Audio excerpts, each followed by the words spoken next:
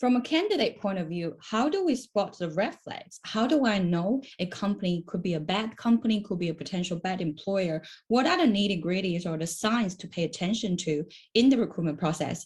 That's what we're going to share today.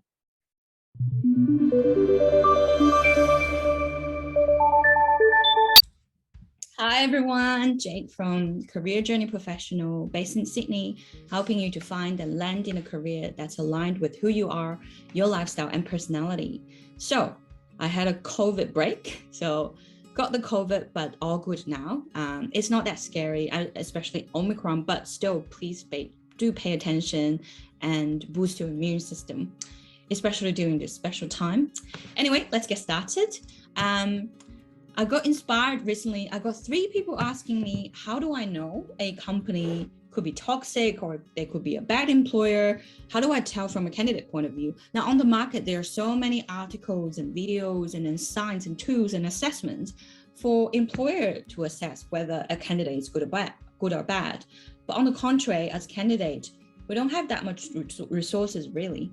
So I have concluded 3 major things or 3 steps, things to pay attention to with some stories that I have experienced and also my clients have experienced to give you some hints of things to pay attention to. So let's get started. Why do you want to do that anyways? I believe you have been working for some time, and then if you're looking for a second or third or even in your mid of your career, you really want to pay attention to and be selective, filter through the right companies in many possible ways, right? Because if you have been working for some time or you're already along the track of your career, you will know that it's so important to find the right team, people you can get along, good culture, not toxic ones. Actually toxic work environment could be another topic that I can talk about. Let me know if you like, comment down below. That it's having the right exposure, ideally the good process and support. Anyway, the list goes on and on. It's so important to choose the right employer. At the early stage of the career, people probably are not aware of that. However, it's always a mutual selection. So how do you filter out the wrong things? I have broken it down into 3 steps as the recruitment process goes along. So let's start with before interview. There's always one thing I like to share with my clients. People or company show you who they are at the very beginning on how they do things, and you have to believe them. My conclusion is basically, however they do things, how they contact you, how they talk to you, how they treat you, it's very likely going to be the same. I mean, the not so positive things that you have seen, it's very likely going to be the same, if not even more aggravated, exaggerated, even worse when it gets into that company. So it's very important that you know that, see that, and ask yourself, do I want this, or is this acceptable? At times it is, and for other people maybe not. So that's where comes your decision for yourself. Okay, before the interview, normally you will be contacted to arrange the interview, right? So one of the first thing is last minute cancel without apology. There's no problem of last minute cancel, but of course, I mean, I had a client last week, 10 a.m. interview, 9:50 cancel, still not the nicest. Again, I don't think canceling itself, it's the problem. It's how urgent it is, and if they apologized, how they treated you. Was it respectful? Was it really with good attitude? Did they try to arrange other times? You get it. It's about how they treat you. So yeah, the first thing is last minute cancel without apology or without appropriate way of communicating with you. Second one to pay attention to before the interview is the job description itself. I would really put a question mark if there's not much information or very minimal information or unclear information. I would often see, I mean, if you jump onto Seek or LinkedIn, you can see a lot of job advertisement with this much introducing how good their company are, what are they famous for, how, diverse and supportive they are. Whereas the job requirement itself is just little, or it's very vague and generic. It needs to be a bubbly person. You need to have good team spirits and stuff like that, which is fine. It depends on the role itself. But I would have to say, the more specific the role, the description, the requirement is, the more effort they have put into thinking about and finding the right person. So I like a job description that's very detailed and long, or they are specific things that's different from other job advertisement of the similar kind of role. That again tells me they're putting more effort and intention into selecting the right person from the very early stage. Because if it's not the right one, there's no point wasting both parties' time. They're wasting your time when they're being vague as well. Because it could be very easy to find out later that it's not a match they could have avoided it by putting very clear indications saying things like, we really need someone with driver's license, or we really need someone with permanent residence, not to discriminate, but it's just avoiding time wasting. Anyway, so unclear or too little, too generic information about the job description, I would put a question mark. It's not a no-no, it's not 100% bottom line, but it's something to pay attention to.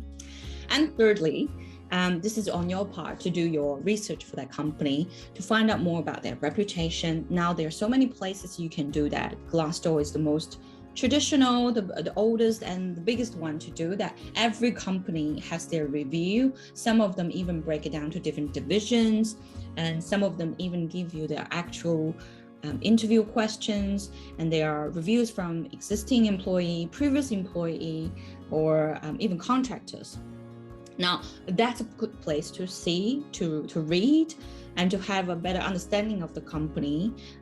However, pay attention to people who like to leave review tend to be the sour grapes. So they had a really bad experience, they tend to leave review, but also there are good reviews as well. Just take it with a grain of salt.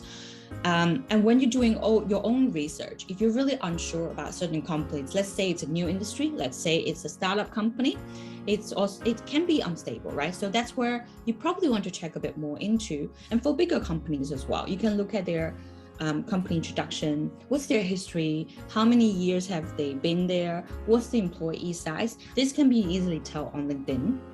What's their yearly turnover? Are they even making a profit? And also the turnover of their employees, or specifically employee turnover in your team. I mean, it's simple. If employees turnover is very quick, they leave every few months, within a year, it's a red flag. It's warning, like, why does the employees want to leave so quick? Obviously something is probably not working then. All right, so during interview, that's before the interview. Second stage, during interview, I categorize the biggest, most important summary that it's a red flag. It's disorganized, unprofessional, and disrespectful interview arrangements or interview itself. Here I want to share a story. So when I came to Sydney at the beginning of 2011, I went to interview with Citibank, and they just moved their office from City to Rhodes. Those of you in Sydney would know, but anyway, they just moved. So the day that we went in, there were 7 or 8 of us for 3 rounds of interview. There are one-on-ones, there are group interviews, and there are assessments. They don't even have a reception desk. You're walking right into their working floor. So yeah, there's no reception. We have to wait there, and they don't know who's going to pick us up. We're like lost kids. Anyway, so eventually someone came and picked us up, went for interview, and then after the first round, we all gathered, all the candidates gathered, and because they don't have a reception area and all the meeting rooms tend to be busy, we were led into the kitchen, and it was their lunchtime, and they forgot about us. We waited there for like a good 40 minutes because obviously the morning HR person and the afternoon HR person probably didn't have good communication and forgot or couldn't find where we are. Left there. Eventually, I didn't take the job. It's also because of other factors. It's a 24-hour rotation serving Asia Pacific because of the time difference and everything. Anyway, that's a very good example of you. I'm not saying Citibank is a bad employer, but that's the sort of arrangement, or when you started to work there, that could happen to your division. That could happen when you're trying to collaborate with other teammates, or with other people on the floor, with other people from other departments or faculties. That's what's going to happen. Apart from that, I had recently had a client went for interview. She was applying for quite a senior role in the finance division. So her future possible direct boss, which is the head of finance, was supposed to interview her, which the big boss was running late. So the other team members, seniors, started asking her questions about half an hour late, the big boss. came in late, don't remember her name, don't know what's the role she's applying for, thinking she was applying for a junior role compared to that senior role that she's applying, was pick up 2 or 3 phone calls and worked out to answer the phone calls. And also it came with the laptop typing on a laptop as well. Very little eye contact. So yeah, really bad experience. That's what I call very disrespectful. It's not just unprofessional, it's disrespectful. If you are so busy that you couldn't even be on time to interview your future subordinates, then how are you going to work with that person? So my clients rejected that offer. But yeah, that's another example of these organized unprofessional, disrespectful interviews. And this is a very big company, so it's not that uncommon, my fellow friends. It happens a lot. And, they also, being late, no show, not enough eye contact.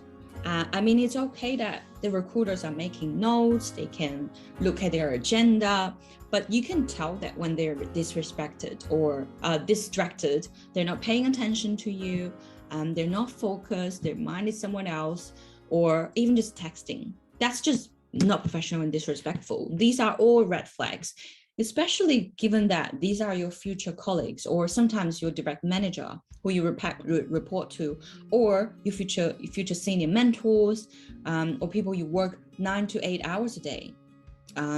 Even just 20 minutes, they are treating you like this. Imagine how they're going to treat you in the future. Another thing is, just assess out from your point of view, do you really get along with your boss or your future colleague? Do you feel like the conversation is flowing with your manager, or is it really difficult?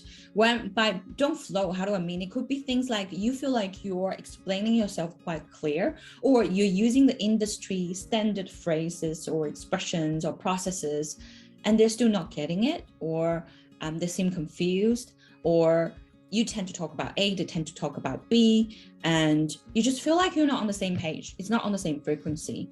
And that, again, it's not necessarily a bad company, but it's something you may think about. Do I fit into this workplace?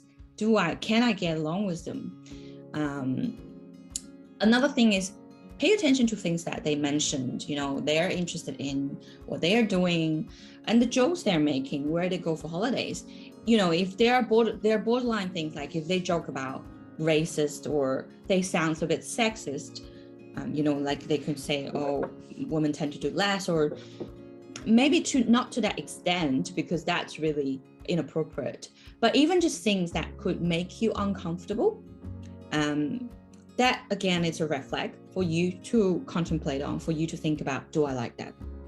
Another thing that my client has experienced is dropping the pay grade in the interview. What do I mean? So let's say they advertised for 100 to 100, it's my COVID kicking in, 100K to 110K. Let's say that's the range. And they may have or may not have asked you on that. And then during the interview, usually towards the end, I had just 2 or 3 clients experience this. They like her a lot. And then they started thinking, recently we're having budgeting problems. We don't have that much clients. Do you mind if we go down to 80 grand, 90 grand? To be honest, it's totally normal that you can change the pay range. You can negotiate as a candidate as well, but it's about the extent to it and also how they do it. Did they tell you beforehand, or was it reasonable? And in this case, if it's advertised publicly, 100K or 110K, and they drop down to 80 and 90 without telling her before the interview, it's not that respectful, and it doesn't sound transparent, it doesn't sound honest. That's a big red flag. Okay, let's move on to the third stage after interview. What could happen now? And the first thing I would say, it's not responsive or taking too long to respond to you after interview. I'm talking about after interview. We all know that if you haven't been invited to interview, it's kind of acceptable, not ideal, but kind of acceptable. If they don't respond to you, if they don't even tell you whether you're successful or not, it's frustrating. I've been through that, but it's kind of, when a recruiter is dealing with over hundreds of people, fair enough.